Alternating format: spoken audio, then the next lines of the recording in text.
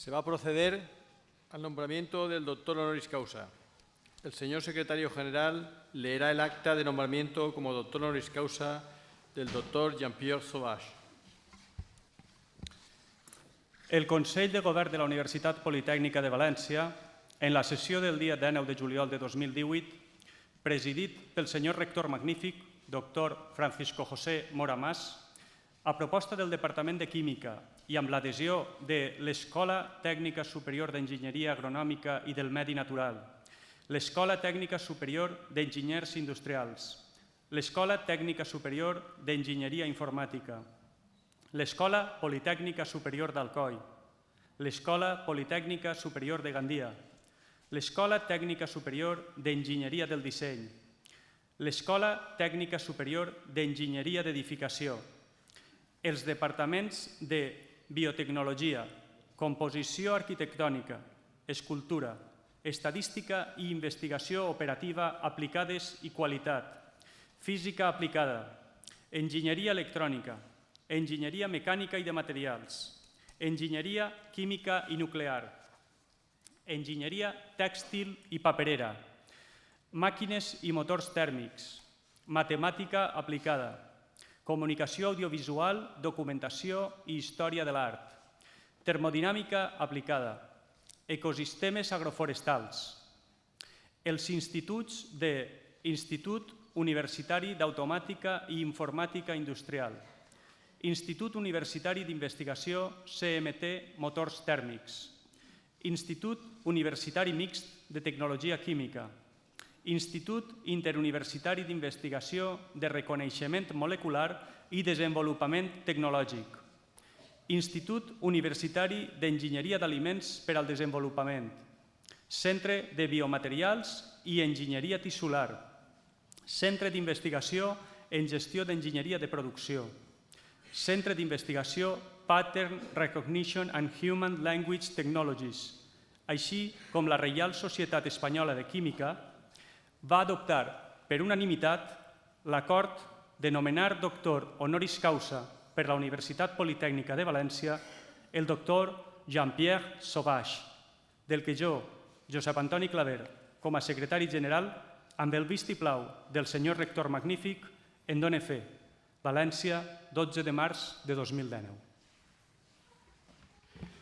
La madrina, doctora Consuelo Jiménez Molero, encargada de pronunciar la laudatio del doctorando, tiene la palabra.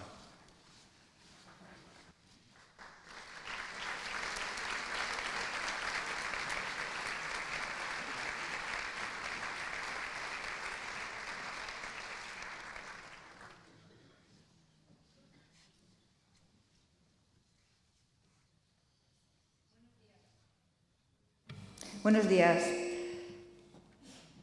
Señor rector magnífico de la Universidad Politécnica de Valencia, doctor Francisco José Mora Mas. Doctor Jean-Pierre Sauvage, autoridades, miembros de la comunidad universitaria, señoras y señores, és un gran honor i una satisfacció per a mi pronunciar aquesta laudatio en la qual intentaré resumir les raons per les quals avui s'atorga el grau de doctor honoris causa per la nostra universitat al professor Jean-Pierre Sauvage. Vull començar agraint als meus companys del Departament de Química per haver proposat al professor Sauvage per aquest nomenament, a l'Escola Tècnica Superior d'Enginyeria Industrial, de la qual soc professora, per donar suport a aquesta iniciativa, als membres de la nostra comunitat universitària per l'acceptació d'aquesta proposta a través del seu Consell de Govern i a la Real Societat Espanyola de Química pel suport rebut a aquest nomenament. Quan una té davant a Jean-Pierre Sauvage, pot constatar quanta humilitat concedeix la saviesa. És un científic amb una gran determinació, lliurat a la seva vocació, i no existeixen fronteres entre la seva vida i la seva professió. El 5 d'octubre de 2016, a les 11:15 del matí, Jean-Pierre Sauvage, professor emèrit de la Universitat d'Estrasburg, estava en el seu despatx en l'Institut de Ciències i Enginyeries Supramoleculars a Estrasburg. En aquell moment va sonar el telèfon, va despenjar i a l'altre costat de la línia algú li va parlar amb veu molt formal. Ell sabia que aquell dimecres es concedia el Premi Nobel de Química i tenia pensat connectar-se a la web del Premi a migdia per a veure qui havien sigut els guanyadors. Però ni per un moment se li havia ocorregut que ell poguera ser triat. Quan li van comunicar la concessió, al principi va creure que era una broma. Però no ho era, i Jean-Pierre Sauvage es va convertir en guanyador del Premi Nobel de Química 2016 juntament amb Fraser Stoddart i Bernard Feringa pel disseny i síntesi de les primeres màquines moleculars. Aquests investigadors, des de França, els Estats Units i Holanda, van desenvolupar en els seus laboratoris molècules amb moviments controlables que poden dur a terme tasques quan se'ls proporciona energia. Pero retrocedamos en el tiempo. El interés de Jean-Pierre Sauvage por la química comenzó cuando tenía 15 o 16 años. Le gustaba jugar con compuestos naturales y tenía un pequeño y primitivo laboratorio de química en el sótano de su casa, donde hacía extracciones y separaba clorofilas en papel. Era un buen estudiante, al que le gustaban mucho las matemáticas y se consideraba muy bueno en ellas. Sin embargo, eligió estudiar ingeniería química en lugar de matemáticas, ya que pensaba que en matemáticas, para ser un buen científico, había que ser un genio, y él no se consideraba como tal. Obtuvo su título de ingeniero en 1967. En ese mismo año comenzó su tesis doctoral en la Universidad Louis Pasteur bajo la supervisión de Jean-Marie Lehn, futuro Premio Nobel de Química en 1978. Su trabajo de doctorado fue brillante y durante el mismo desarrollaron los primeros compuestos macrobicíclicos capaces de encapsular varios iones, incluidos cationes de metales alcalinos y alcalinotérreos, acuñando los términos de criptandos y criptatos. Cuenta que en el grupo del profesor Lehn adquirió una sólida formación en química orgánica y química física. Le gustaban, además del trabajo experimental, los seminarios, las reuniones de grupo y ya por aquel entonces pasaba mucho tiempo en la biblioteca. Aprendió también de la importancia de la relación entre los investigadores dentro de un grupo. Tras finalizar su tesis doctoral, el profesor Sauvage obtuvo un puesto en el Centro Nacional de Investigación Científica como asistente de investigación en el grupo del profesor Lehn. Ese mismo año, gracias a una beca postdoctoral, se marchó a Oxford para incorporarse durante un año al grupo de investigación del químico organometálico Malcolm L.H. Green, uno de los exalumnos más brillantes del profesor Geoffrey Wilkinson, a su vez Premio Nobel de Química en 1973. El profesor Green tuvo gran influencia en despertar el interés del profesor Sauvage por la química de los metales de transición y la química organometálica. Al finalizar su estancia postdoctoral en Oxford, se reincorporó al laboratorio del profesor Lehn y estuvo trabajando en el campo de éteres quirales. En 1973 ocurrió la primera crisis del petróleo. Ello fue una clara señal de que había que encontrar energías alternativas y de que las energías sostenibles eran cruciales. En ese contexto, el profesor Sauvage comenzó un nuevo proyecto de investigación relacionado con fotoquímica y energía solar. 2 años más tarde promocionó a director de investigación y fundó su propio grupo en 1980, con el nombre de Laboratoire de Chimie Organomineral. Estaba compuesto por 2 doctorandos, 2 miembros del CNRS y un profesor.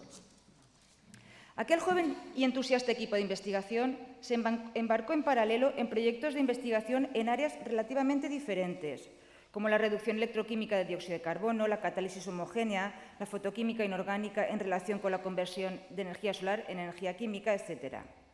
Continuó investigando la descomposición fotoquímica del agua en oxígeno e hidrógeno, supuestamente el combustible ideal para el futuro.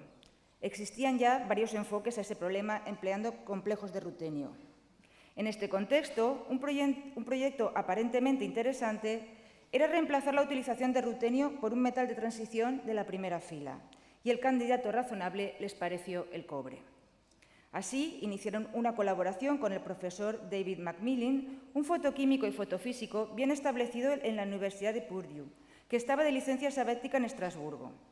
En el marco de la colaboración, obtuvieron una serie de complejos fotoactivos de cobre particularmente interesantes. En particular, un complejo de cobre 1 que contiene 2 ligandos orgánicos bidentados entrelazados gracias a la coordinación del cobre 1.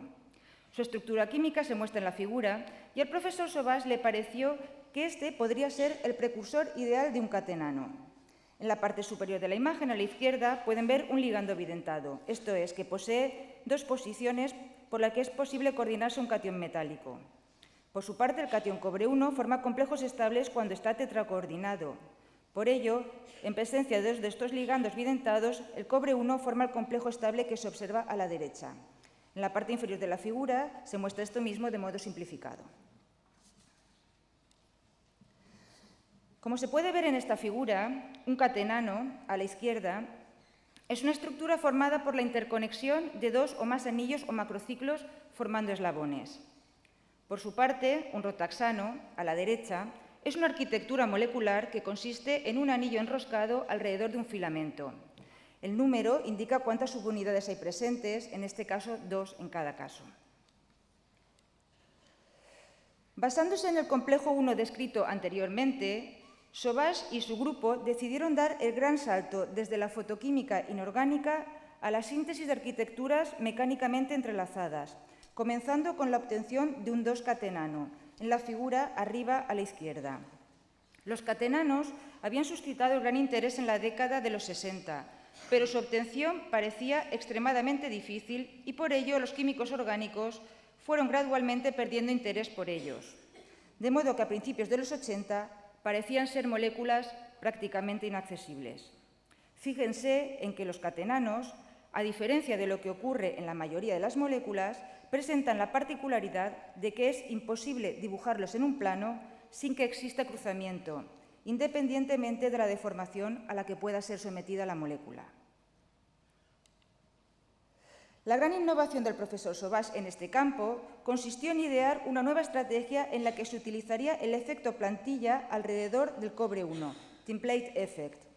De modo esquemático, el proceso consiste en hacer reaccionar dos semimacrociclos con posiciones bidentadas, inicialmente a la izquierda los dos en color azul, con cobre 1, representado por la bola opaca.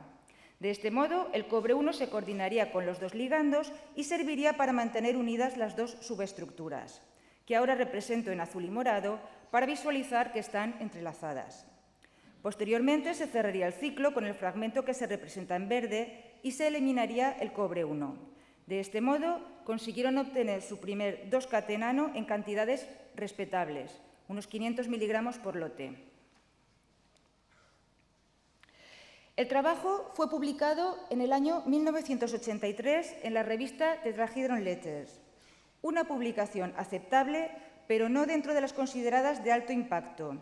Su índice de impacto en 2017 es 2,125 y se encuentra en el segundo cuartil en el área de química orgánica.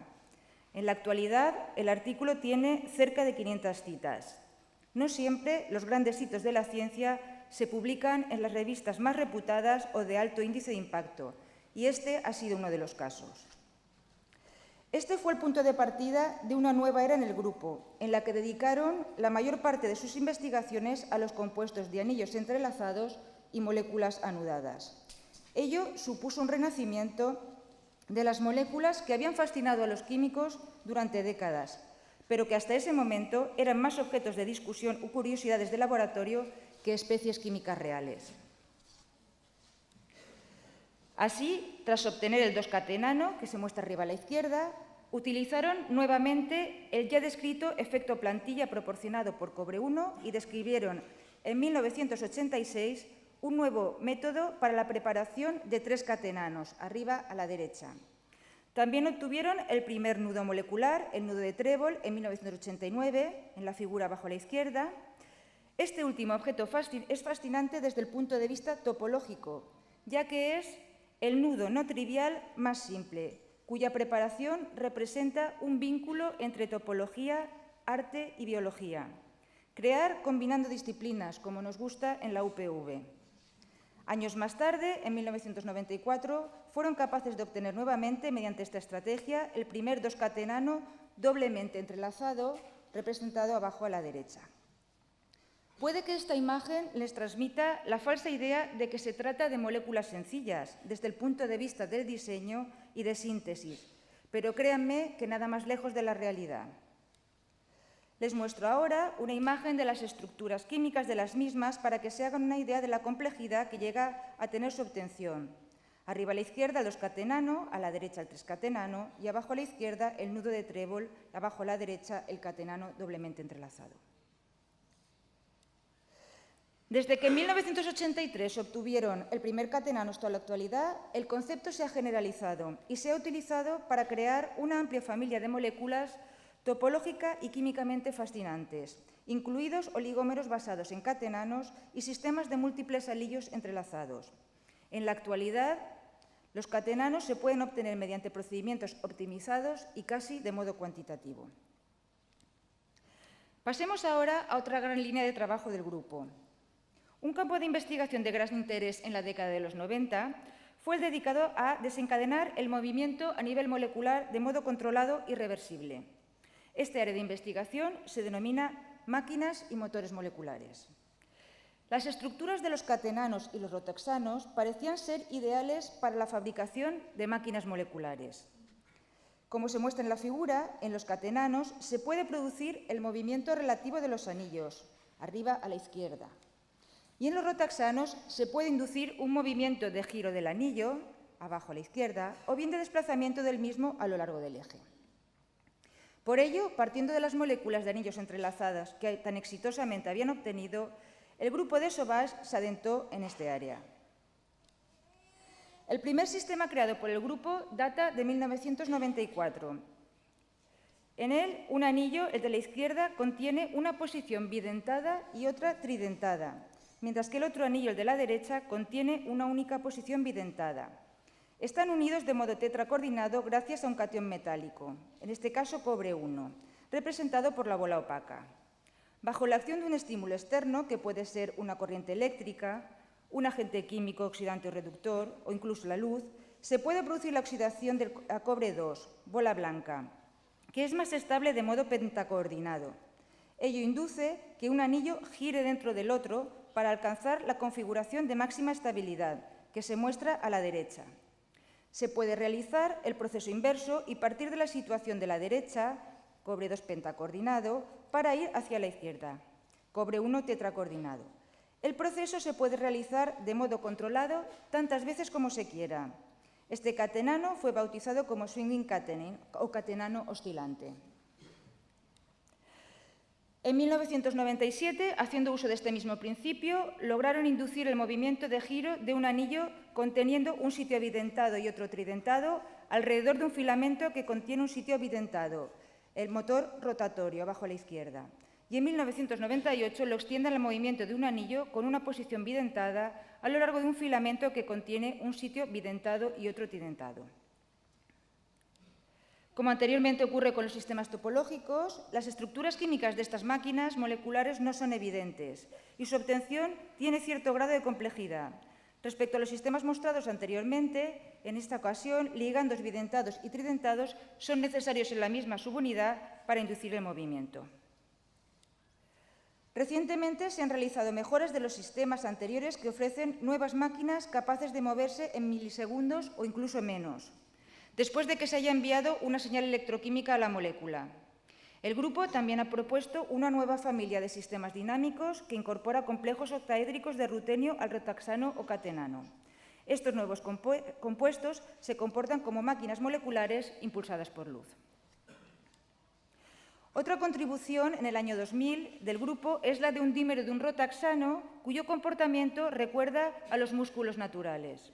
En este caso particular, los dos filamentos pueden deslizarse uno junto al otro de forma controlada. El efecto general es que el dímero de rotaxano sintético se puede estirar o contraer a voluntad, utilizando una señal química, en este caso el intercambio del catión metálico. La amplitud de movimiento es de 65 a 85 Armstrongs. En la diapositiva pueden ver el principio y la estructura química del compuesto sintetizado. Si se preguntan cuándo conocí al profesor Sauvage, fue durante mi estancia postdoctoral de 2 años en su grupo en los años 1998 y 99, trabajando en este proyecto.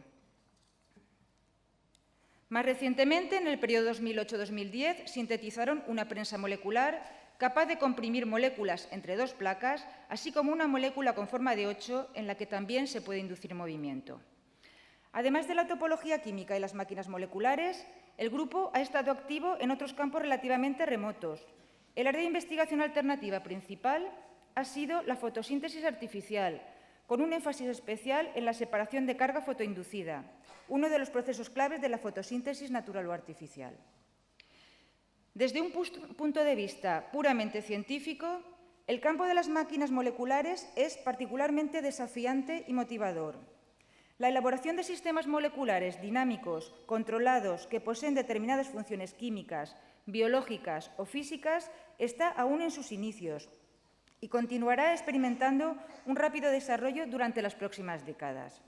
En términos generales, todavía no se puede asegurar si el campo proporcionará aplicaciones en un futuro a corto plazo, aunque ya se tienen resultados preliminares en relación con el almacenamiento y procesamiento de información a nivel molecular.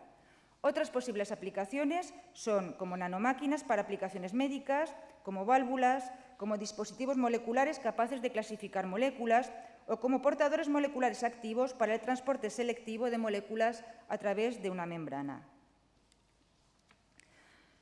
Jean-Pierre Sauvage chemistry is the chemistry of beautiful molecules, the result of combining imagination and design, impossible forms with movement, synthetic challenges and teamwork.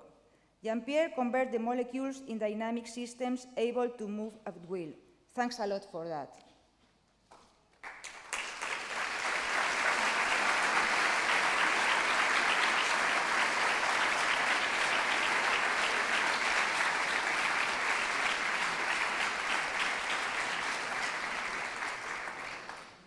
En reconocimiento al impacto de sus contribuciones, el profesor Sauvage ha recibido numerosos premios y reconocimientos internacionales de gran prestigio desde 1978 y que tienen en la diapositiva que se presenta. Ya ven que he tenido que hacer la letra mucho más pequeña y aún así no están todos. No los enumeraré para no alargar este acto, pero evidentemente cabe resaltar el Premio Nobel de Química en 2016 ya mencionado al comienzo de esta laudatio.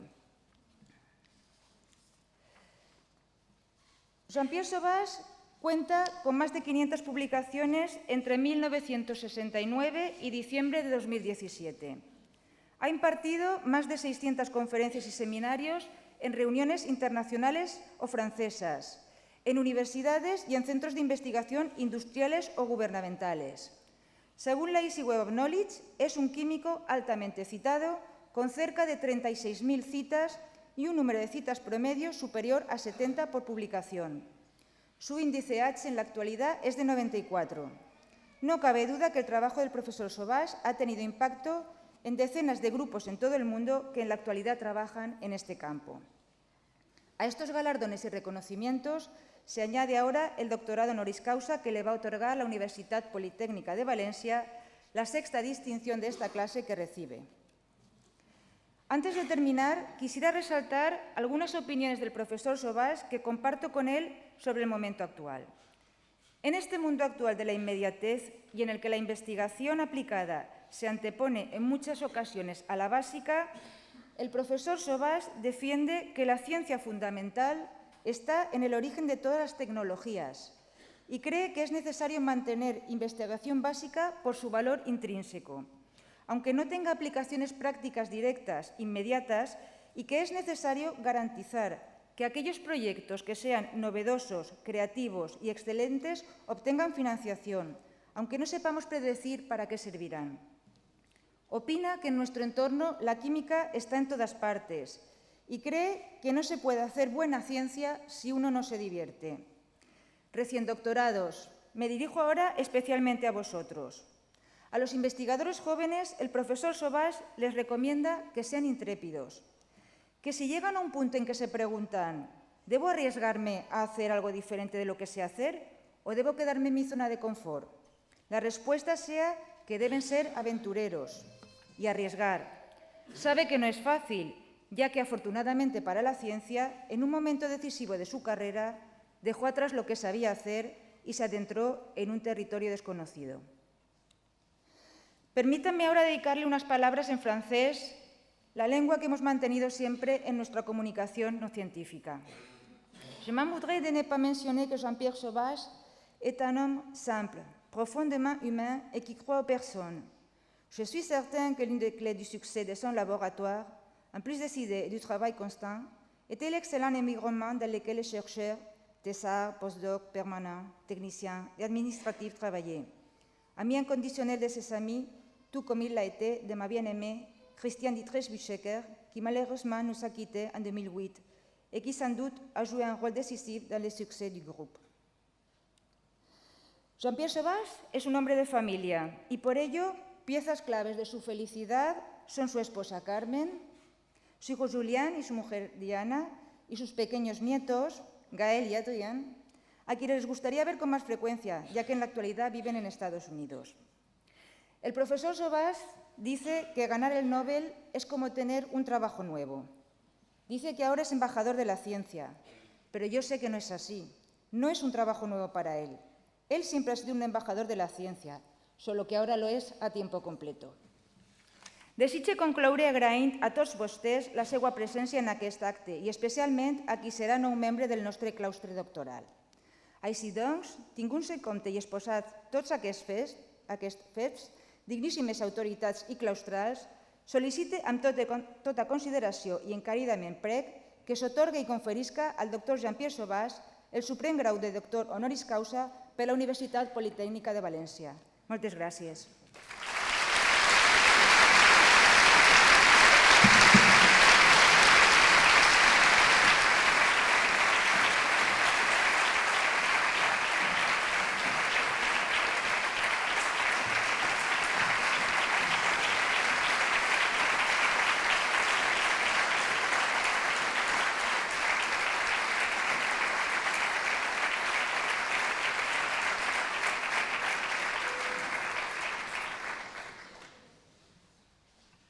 Muchas gracias, doctora Consuelo Jiménez. Se va a proceder a la solemne investidura como doctor honoris causa del doctor Jean-Pierre Sauvage. Tots drets.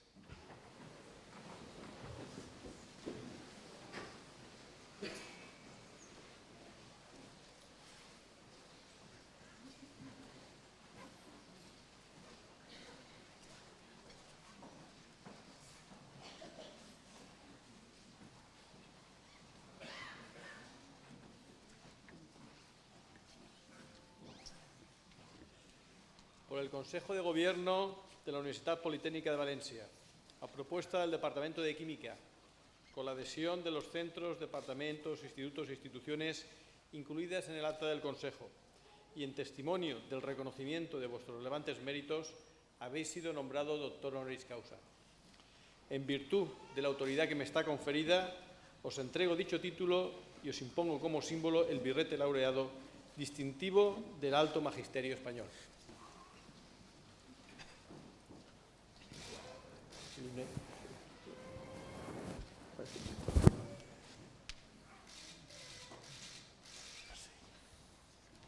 Llevadlo sobre vuestra cabeza como la corona de vuestros estudios y merecimientos. Recibid el anillo que la antigüedad entregaba en esta venerada ceremonia como emblema del privilegio de firmar y sellar los dictámenes, consultas y censuras de vuestra ciencia y profesión.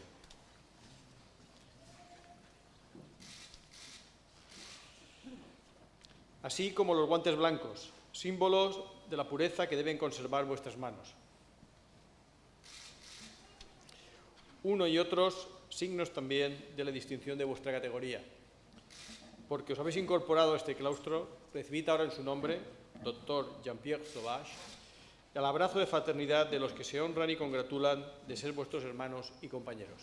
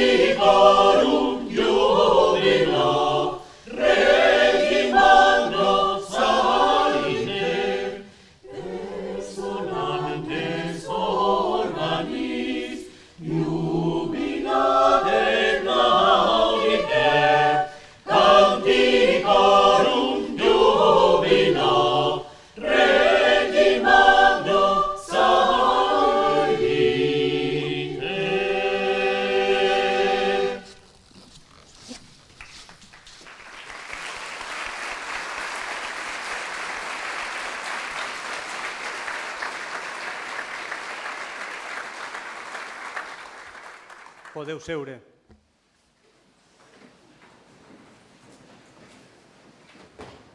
Tiene la palabra el doctor Jean-Pierre Sauvage.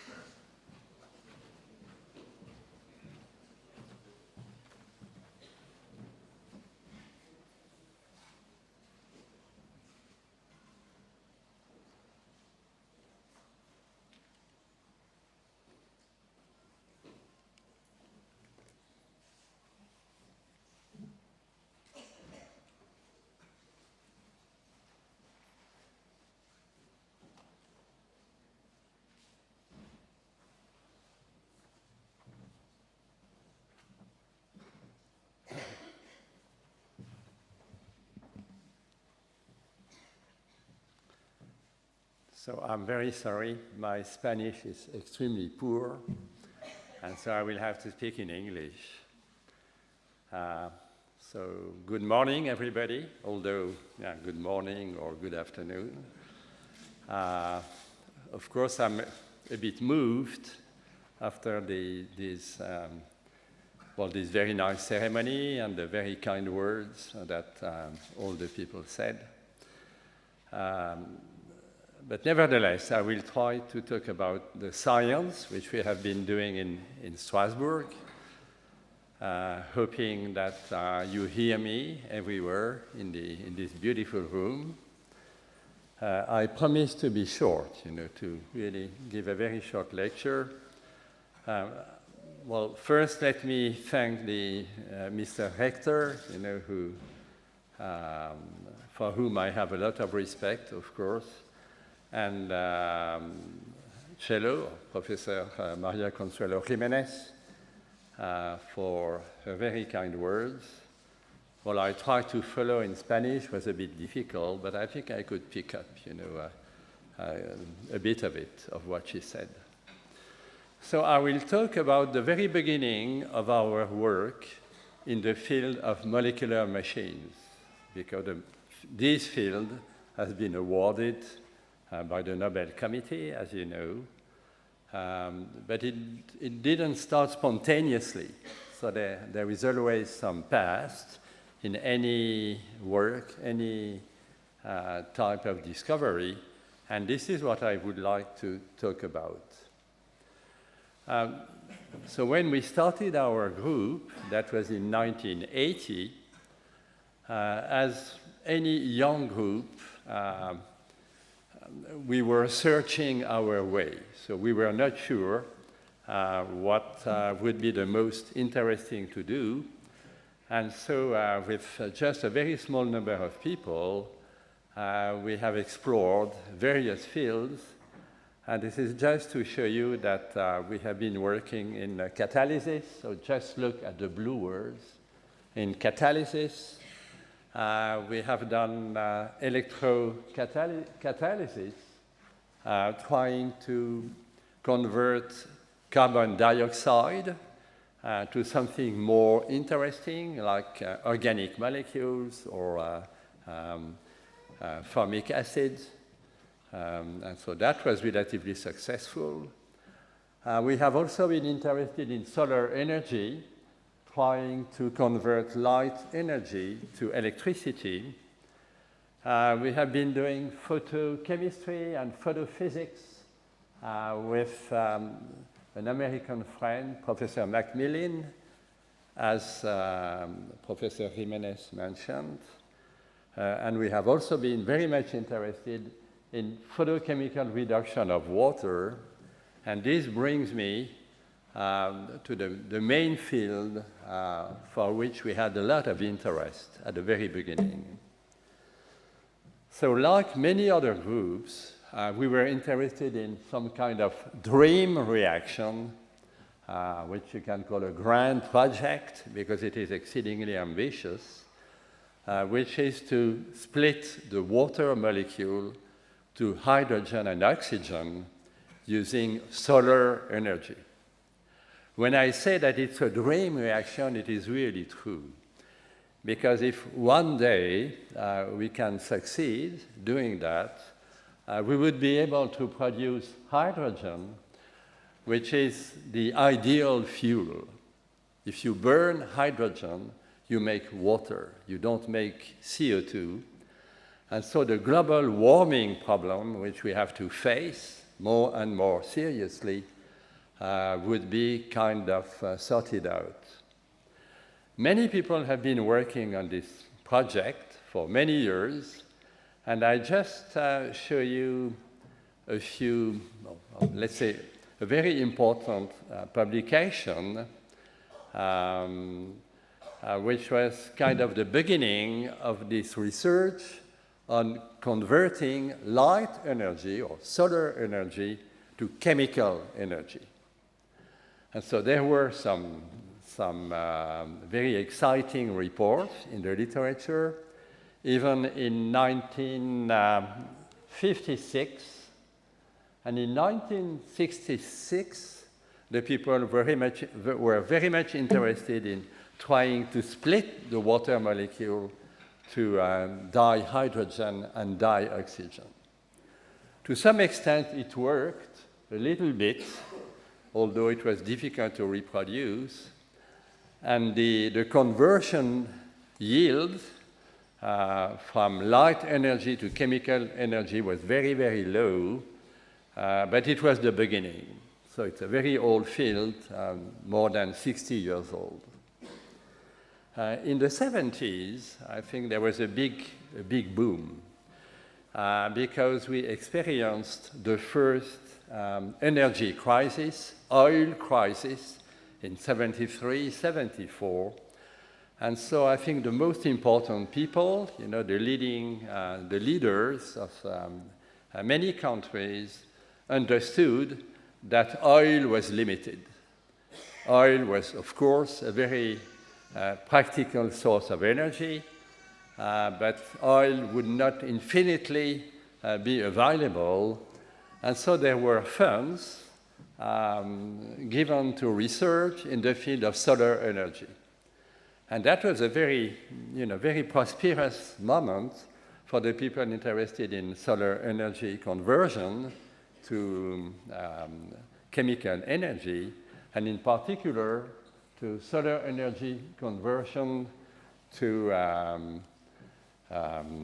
hydrogen generation using water photodissociation. And there was an important discussion by an Italian group led by Professor Balzani, a great scientist. And I think many people became interested in this field, trying to split water to H2 and O2 using light energy. And at that time, and later on, until nowadays, the most important molecule was this molecule.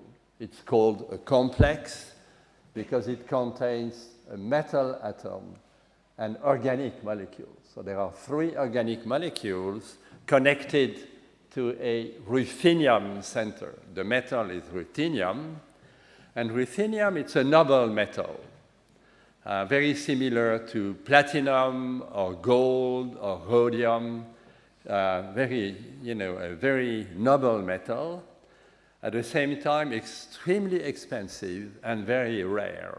So there are limited quantities of ruthenium on Earth, and we thought that it would be nice to find another metal, something which is very abundant, something which is very cheap.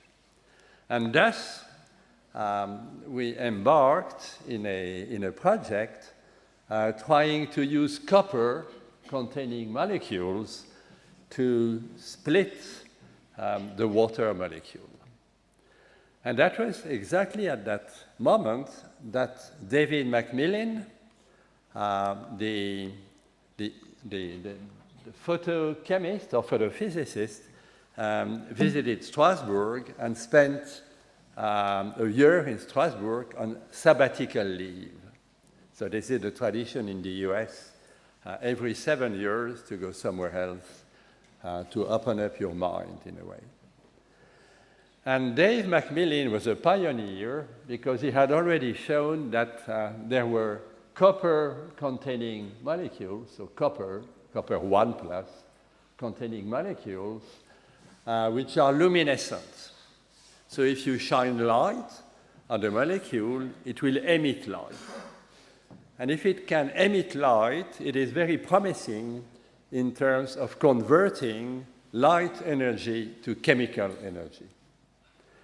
And when Dave McMillan was in Strasbourg, we started a joint project. We had lots of discussions, and at the time, we had made a molecule which was relatively simple, but that couldn't be made by the group of McMillan, because McMillan was more a physicist than a chemist.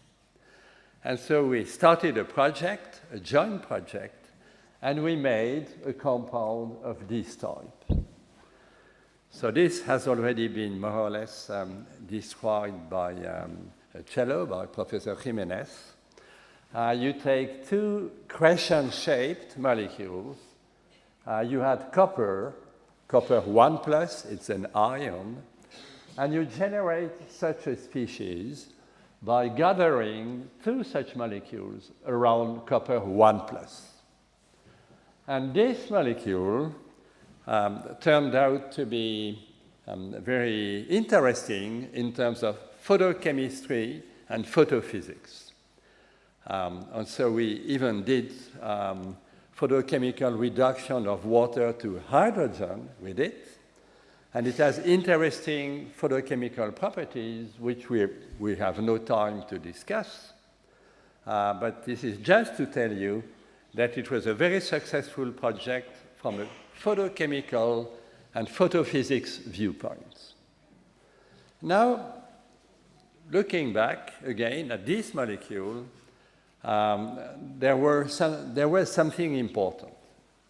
So we were drawing the molecules at the time, not using softwares, not using computers. And by drawing our molecules, I think it was a very nice way to digest completely their shape. If you draw an object, if you have to draw it, if it's a three-dimensional object, I think most of you will agree, you understand better the shape, the geometry of the species. And that was probably very helpful.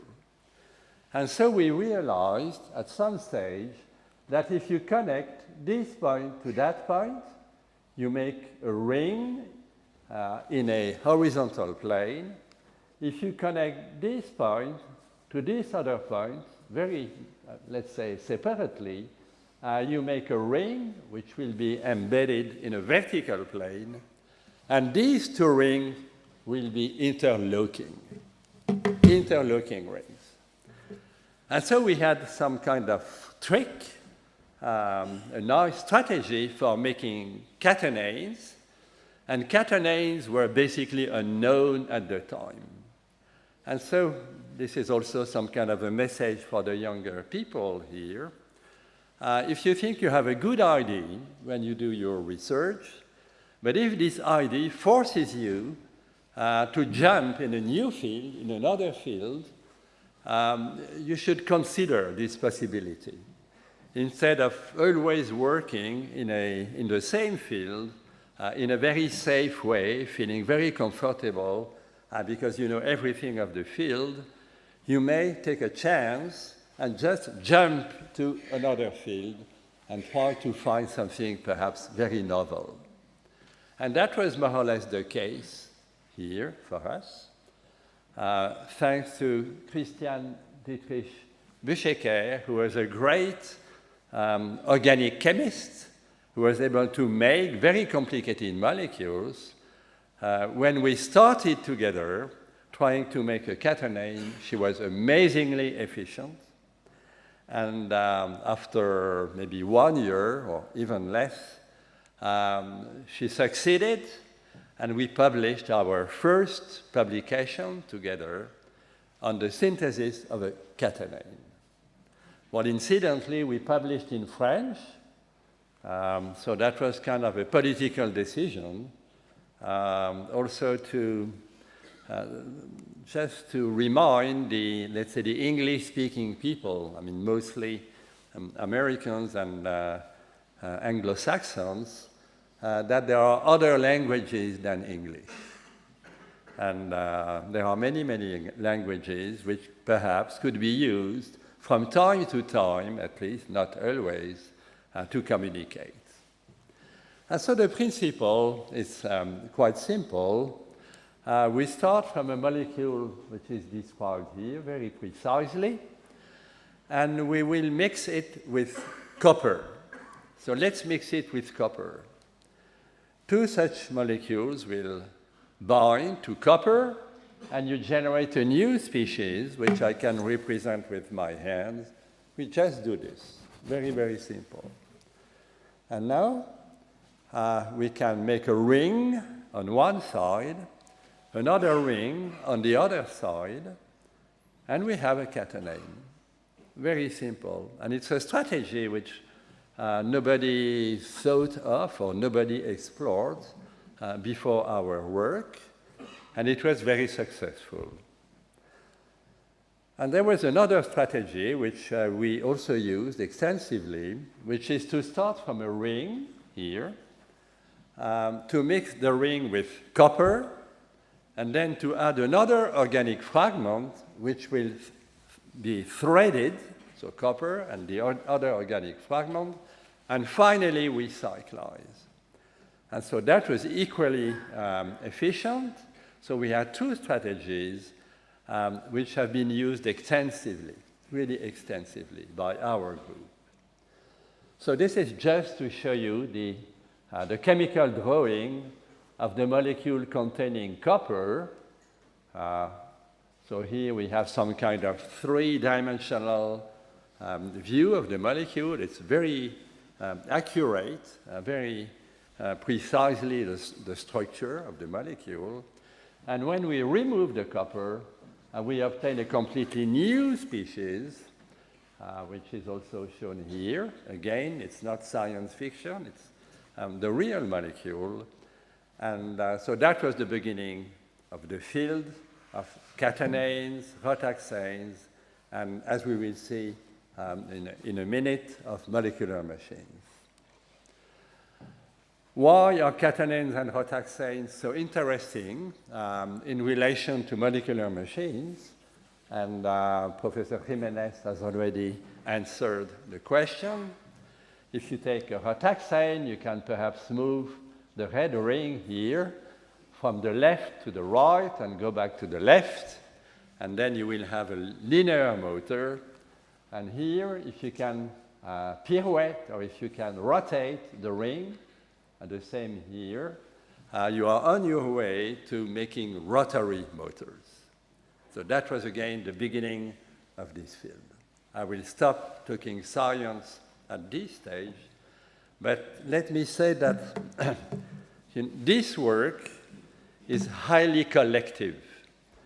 In experimental sciences, of course, there is very often a team leader, but well, especially in France, the people work as groups of friends, groups of colleagues and scientists working together. And I just have a list here of permanent people. We call these people, who are my colleagues, permanent people.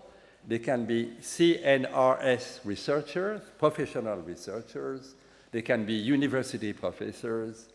And the nice thing in the French system is that we can work as groups of permanent people. And this can make the system extremely efficient. And I think to us it was one of the successes, one of the secrets to the success of our team. We also had many, many PhD students and postdoctoral researchers. And so here is a list. Of course, we have no time to read their names. I'm very sorry.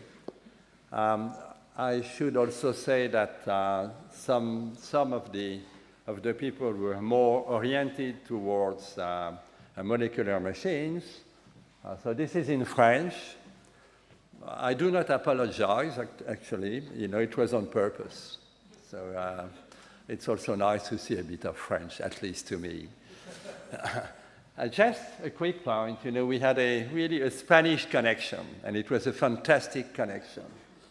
And so from the very beginning, we could attract Spanish researchers. I have here just a few names. Diego Cardenas, who is now in Madrid. Pablo Gavinia, who is in Valencia, working at the other university, and who is, I believe, in the audience. Maria Consuelo Jimenez, of course, who had a very, very strong impact, like the two others, but her impact was mostly on molecular muscles. She mentioned that. She was too modest to say that it was her work, but indeed it was her work. And so we owe her a lot, because this contribution on molecular muscles had a big impact on the field of molecular machines. Maria Jesus Blanco Pillado did also some nice work on rotaxanes, and there is the last postdoc, Felipe Reviriego, who is in Madrid. So he's in Madrid, and Maria Jesus Blanco Pillado, everybody used to call her Chus. She's now living in the United States for many, many years. Let me show you where Strasbourg is. You know, we like to say that it is the center of Europe. It used to be, well, it is still the center of Europe, in spite of the Brexit, which I very deeply regret. But if you look at the distance between Scotland and Sicily, you know, if you draw a kind of a straight line, Strasbourg is more or less at the middle. And the same is true if you go from, let's say, the Baltic countries to the southwest of Portugal. Again, Strasbourg will be more or less in the middle. So I'm just finished. I would like again to thank your university. It's, of course, a very important event for me and for my wife. She's also very happy about what is occurring today, and thank the rector and thank the various professors I met, and in particular, Professor Jimenez. Thank you.